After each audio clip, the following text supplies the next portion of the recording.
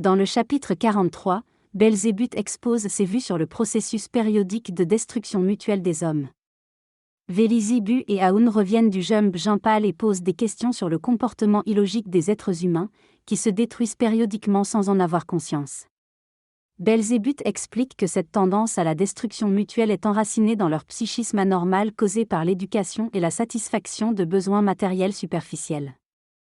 Les êtres dotés de pouvoir pourraient agir pour atténuer ce fléau, mais ne font rien en raison de leur propre éducation et de leur recherche de satisfaction personnelle. Cette anomalie est donc profondément ancrée dans leur existence, les empêchant de réfléchir et de percevoir la réalité avec sincérité. Ce texte critique le fait que les détenteurs de pouvoir ne profitent pas du temps qui leur est alloué pour se préparer à une existence responsable. Il souligne que leur éducation aboutit à des comportements égoïstes.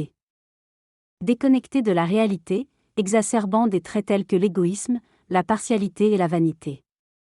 L'auteur mentionne également le concept de pensée automatique chez ces détenteurs de pouvoir, qui réfléchissent de manière superficielle et égocentrique. Il critique leur passivité face aux défis de leur planète et pointe du doigt leur propension à s'abandonner à des préoccupations futiles. Enfin, il décrit des moments où ces détenteurs de pouvoir réfléchissent sincèrement à des questions cruciales. Sous l'effet d'événements tragiques ou d'offenses personnelles, mais ces réflexions demeurent souvent superficielles et motivées par des intérêts personnels. Ce texte expose la problématique des conflits et des destructions réciproques entre les différentes communautés.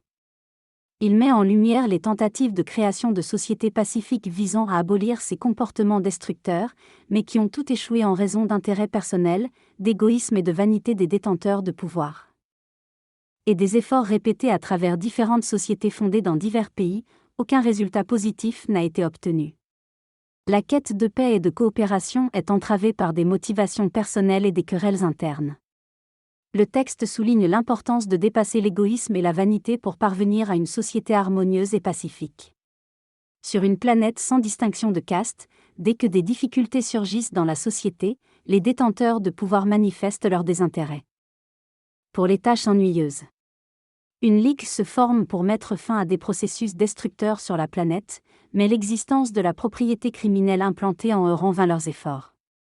Malgré des aspirations sincères à changer les choses, la nature humaine et les intérêts personnels empêchent toute véritable avancée. Les détenteurs de pouvoir, guidés par des pertes personnelles et un désir de moralité, forment des sociétés pour lutter contre les horreurs de leur monde, mais leur